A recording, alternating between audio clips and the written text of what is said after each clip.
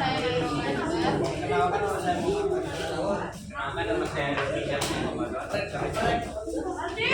Kenalkan nama saya Muhammad. Di sini ada definisi pasar.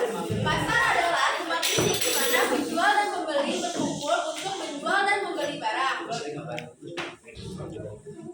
Di sini ada peran pasar dalam perekonomian. Yang pertama, mendistribusikan barang dan jasa dari produsen kepada konsumen. Yang kedua, memperkenalkan produk yang akan dihasilkan oleh produsen kepada para konsumen. Yang ketiga, sebagai tempat tawar-menawar antara pembeli dan penjual sehingga terbentuk tingkat harga tertentu. Yang kedua, macam-macam pasar. Pasar dikelompokkan menjadi 4 kelompok. Yaitu yang pertama, berdasarkan wujudnya. Berdasarkan wujudnya dibagi menjadi 2, yaitu yang pertama pasar konkret. Pasar konkret adalah tempat terjadinya hubungan jual beli antara penjual dan pembeli secara langsung. Contohnya pasar tradisional dan pasar swalayan. Yang kedua, pasar abstrak adalah pasar yang menunjukkan hubungan penjual dan pembeli baik secara langsung maupun tidak, di mana barang tidak secara langsung dapat diperoleh pembeli. Misalnya, barang yang diberikan kepada pembeli hanya berupa sampel. Contoh pasar abstrak adalah telemarket dan pasar modal. Yang kedua itu berdasarkan waktu terjadinya.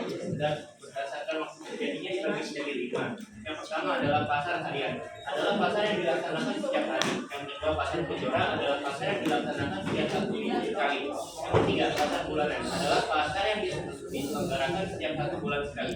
Yang keempat, pasar tahunan adalah pasar yang diselenggarakan setiap 1 tahun sekali. Yang kelima, pasar temporer adalah pasar yang pelaksanaan waktu-waktu. Yang C ada pasar berdasarkan jangkauannya. Yang pertama ada pasar lokal, yaitu pasar yang mempertemukan penjual dan pembeli yang berada di satu wilayah atau daerah tertentu. Yang kedua ada pasar nasional, yaitu pasar yang mempertemukan penjual dan pembeli yang berada di satu negara tertentu. Yang ketiga ada pasar internasional, yaitu pasar yang mempertemukan penjual dan pembeli dari berbagai negara dunia. Yang D berdasarkan barang yang diperjualbelikan.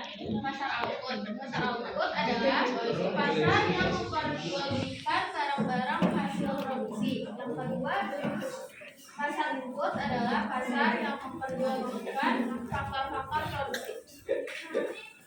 Yang ketiga, pasar usaha adalah informasi tentang pembelian usaha dan pasar yang dilakukan mulai keadaan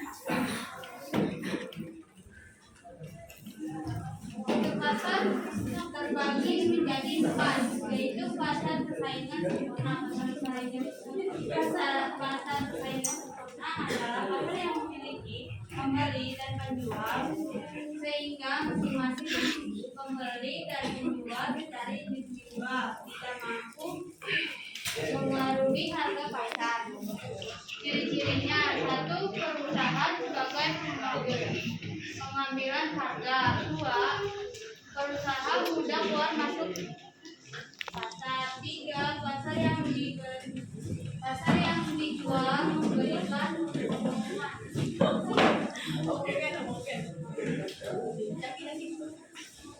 Pasar monopoli. Pasar monopoli adalah suatu bentuk pasar di mana hanya terdapat satu perusahaan saja. Ciri-cirinya: 1. Hanya terdapat satu perusahaan. 2. Barang yang diperjualbelikan tidak mempunyai barang pengganti. 3. Perusahaan memengaruhi harga. C. Pasar oligopoli. Pasar oligopoli adalah pasar yang hanya terdiri atas sedikit perusahaan. Ciri-cirinya adalah: 1. Hanya terdiri atas sedikit perusahaan dalam pasar. 2. Produknya mungkin atau terverifikasi. 3. Pengambilan keputusan saling mengaruhi.